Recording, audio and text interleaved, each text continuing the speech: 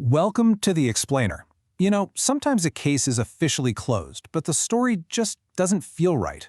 Today we're diving into one of those, the unsettling death of Gwen Hasselquist. On paper, it's a suicide, but when you start digging into the facts, a whole different picture begins to emerge. And really, that's the core of it, isn't it? What happens when the official story just doesn't line up with the facts on the ground? For Gwen Hasselquist's loved ones, her death on March 20th, 2020 is a perfect and tragic example of this. The case might be closed, but for them, the questions are anything but settled. Okay, so let's set the scene. We're on the Tacoma Narrows Bridge in Washington, just after midnight. Everything's quiet. Then, a state trooper on patrol stumbles upon something odd. A wrecked minivan, just sitting there, with all its doors wide open. So this is what Trooper Daniel Knox finds. The passenger side is all scraped up, windows are shattered. It looks like a pretty straightforward, if strange, crash. But then there's a guy, Demetrius Jackson, who's found reaching into the van. And when the trooper starts asking questions, the story he gets is, well, it's a mess. All right, so let's talk about the official ruling. You'd think with a scene this strange, they'd take their time, right? But the investigation moved fast, and they landed on a conclusion: suicide. Let's look at how they pieced that together. This timeline is really the backbone of the official story. Just look at how fast everything unfolds. She allegedly leaves home around 10:19 p.m. Her van is found just after midnight, and by that afternoon, her body is discovered. It's this rapid sequence of events that police really built their entire case on. And to be fair, the medical examiner's report seemed to lock it all in. The cause of death was listed as suicide from multiple traumatic injuries. We're talking a broken arm, fractured ribs, injuries that are absolutely consistent with a 195-foot fall from that very bridge. So you can see how they built this narrative, right? Her husband says she was distraught about maybe having COVID, a whole bottle of her anxiety meds is missing, and sure enough, the toxicology report shows near-toxic levels of Klonopin in her system. The Ring video even seems to show her unsteady on her feet.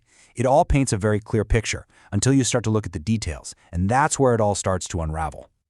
Okay, so the official story really hinges on the accounts from two key people, Demetrius Jackson, the witness, and Gwen's husband, Eric. But here's the thing. Their statements, they raised way more questions than they actually answered. Let's start with the witness, Demetrius Jackson. I mean, get this. He tells two completely different stories within hours of each other. First, he says the woman gave him a ride, then vanished. Then in the patrol car, he says he never even got in the van. And here's the craziest part. In both versions, he mentions a third person, someone else in the van. And this lead, it was never investigated, just dropped. So what about the husband, Eric? Well, for Gwen's family and friends, his behavior after she died wasn't just off. It was deeply, deeply unsettling. I mean, look at this list. He tells police she's asleep at home when her van is already on the bridge. He barely shows any emotion when he's told she's dead. Within a week, he's burning her clothes and photos. And then he remarries less than 3 months later. For a family who knew about a past domestic violence allegation, these were massive red flags. But police, they held firm on the suicide theory. Okay, so beyond the questionable accounts from the witness and the husband, the physical evidence itself presents its own set of problems.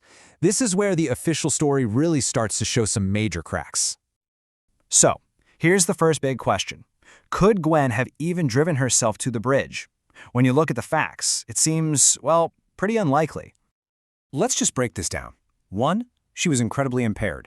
We know she had near toxic levels of medication in her system and looked unsteady on camera. 2, she needed glasses to drive, but she wasn't wearing them in that video. And 3, this wasn't some straight shot down the highway. It was a 15-mile drive on dark, winding, tree-lined roads. Her family is adamant. There's just no way she could have made that drive alone. And what about the crash itself? The official assumption was that the van hit the guardrail on the bridge. But the evidence on the vehicle, it tells a whole different story. You see, the official theory is that the van just scraped the guardrail.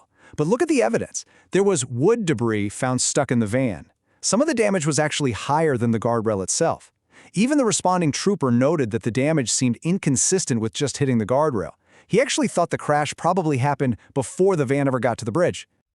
And this brings us to the timeline, which is, frankly, a huge problem. That 20-minute drive, it somehow took an hour and a half, leaving over an hour completely unaccounted for. And that 10:19 p.m. timestamp, it's from a screenshot on Eric's phone, not the actual video file, which he claims he deleted. Police never even pulled the toll booth footage to verify who is driving or when. So the entire timeline, the thing the whole case is built on, is based on unverified information from one person. So, let's recap. We have contradictory witness statements, a husband with some really questionable behavior, and physical evidence that just doesn't line up with the theory. The official ruling of suicide starts to feel pretty shaky, leaving behind this huge wake of unanswered questions. First and foremost, what happened in that missing hour? That gap in the timeline between when Gwen supposedly left and when her van was found is a total mystery. It's a black hole in the story. And what about the mystery person in the van? Demetrius mentioned another person in both of his stories, but this lead was never pursued. Who was that person? Why weren't they ever found? And maybe the biggest question of all, why wasn't the evidence fully investigated? The toll booth footage, the actual point of impact for the crash, these are key pieces of evidence that could have brought so much clarity, and they were just never obtained.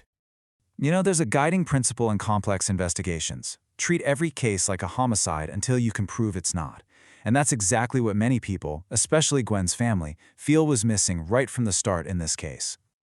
So ultimately, here's where we're left. Was Gwen Hasselquist's death a tragic suicide, as the official record states, or was it something else entirely? Without definitive answers to these fundamental questions, the case remains officially closed, but for so many, it's far from resolved. It really makes you wonder what truly happened on that bridge in the night.